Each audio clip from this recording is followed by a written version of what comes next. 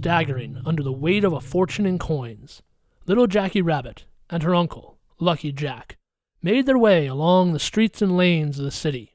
Now and again, they would peer over their mounded treasure, glancing about here and there for any sign of danger. With all of those coins, the coins that they had won from their wager against the Rat King, the two rabbits could bargain for the carrots, the long, slender, pointy potato-like things that could save Ireland. But first, they had to find their way back to that narrow lane, the lane where they had seen the woman with the baby cradled in her arms, and the cart with the sign that read carrots, 2 bits. "Uncle Jack, was it down this lane here?" "No, little Jackie. This is the lane where we saw that man selling the radish things." Glancing around, Lucky Jack tried to remember where he and little Jackie had wandered in search of the carrots, but every building looked the same. The shadows were getting longer and longer as the afternoon sun sank lower and lower. "No, little Jackie. I think it was across the street and down another lane." They carefully made their way across a street, but just at that moment, they heard a terrifying snort. The two rabbits froze in place, their ears alert, their whiskers quivering. Little Jackie slowly peered around the mound of coins she was clutching, and there, less than a dozen hops away, she saw a hound rooting about in a flower garden, and at its feet, sprawled in a dizzy daze, was a lean mass of muscle and claw, the Rat King's champion digger. Uncle Jack, it'll kill him!" "Better him then." But before Lucky Jack could say another word, little Jackie had dropped her share of the treasure, and she was off, scampering at the fastest of pace. She ducked between the dog's legs and right beneath its snout. The dog snapped its jaws, missing little Jackie by a whisker. With a howl of delight, the dog gave chase. Lucky Jack threw down his coins, and he chased after little Jackie as well. As the dog lunged at little Jackie once more, she was tackled to safety by her uncle. "Follow me! Quickly now!" The two rabbits dashed down a narrow lane, the dog right on their heels. They leapt over a barrel, turning sharply at the base of a stone wall.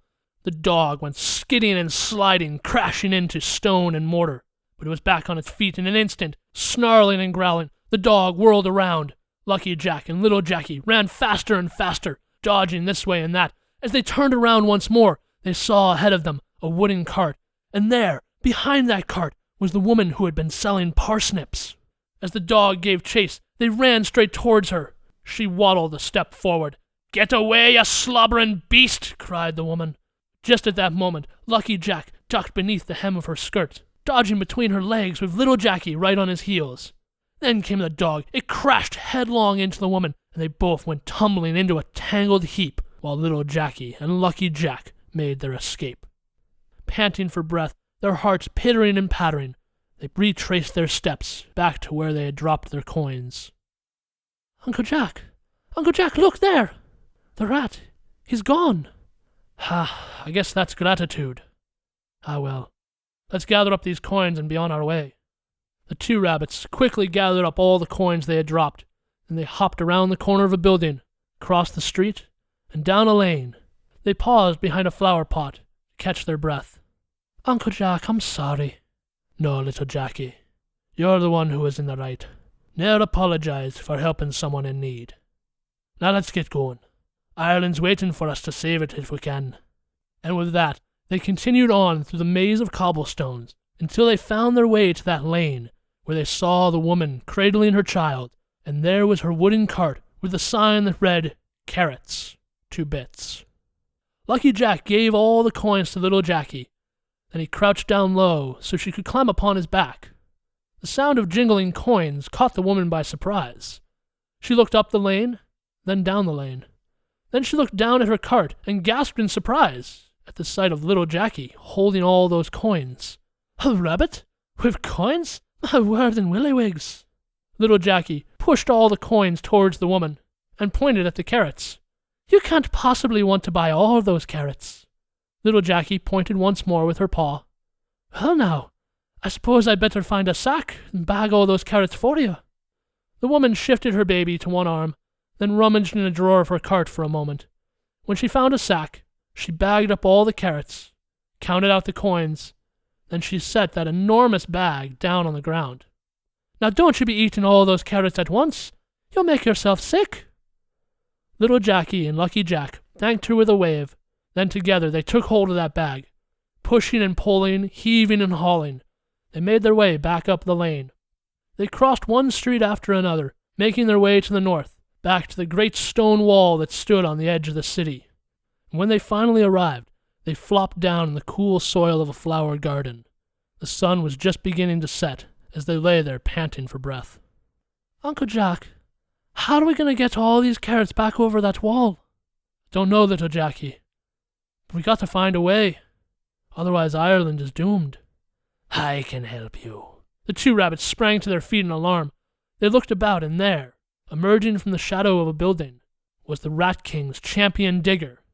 "I can dig through anything." "Aye," said Lucky Jack. "We know you can." The rat drew near. He cast a smile and a wink in little Jackie's direction. Then he flexed his paws, cracking every knuckle one by one. Then he went to work, clawing at the wall, scraping away bits of stone and mortar with every swipe. Little by little, he tunneled his way through the wall. Little Jackie and Lucky Jack followed behind, dragging that enormous sack of carrots. At last, the rat had broken through to the other side. A cool evening breeze was whispering through tall grass. Crickets were singing their songs.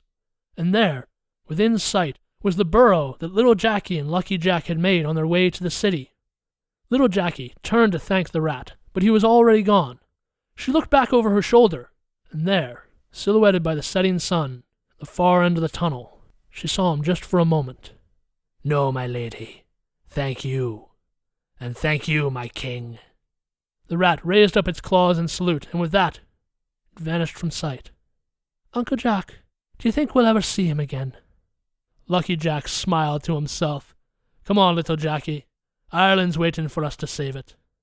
Then together they dragged that enormous sack of carrots back to the burrow they had dug, to the tunnel below. Then working together, pushing and pulling, heaving and hauling, they dragged all those carrots back to the largest and deepest of rabbit warrens in Ireland.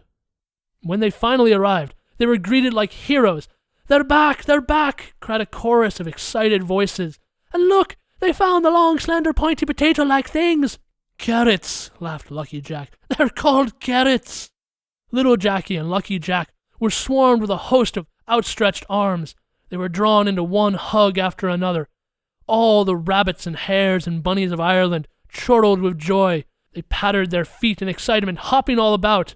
At last, when the commotion settled to a dull roar, the eldest of all the rabbits shuffled his way forward.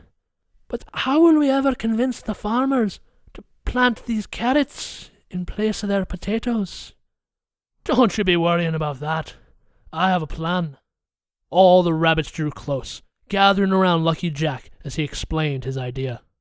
It took all of them, working through the entire night, but when morning dawned, the farmers of Ireland awoke to find rows and rows of carrots in place of their rotting potatoes. They plucked the strange things from the ground, and to their surprise, found that they had a satisfying crunch.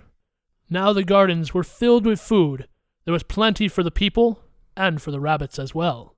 And to this day, the rabbits of Ireland still tell the tale of how the Rabbit King and the Bunny Duchess of Hare brought the carrots, the long, slender, pointy potato-like things, back from the city to save Ireland.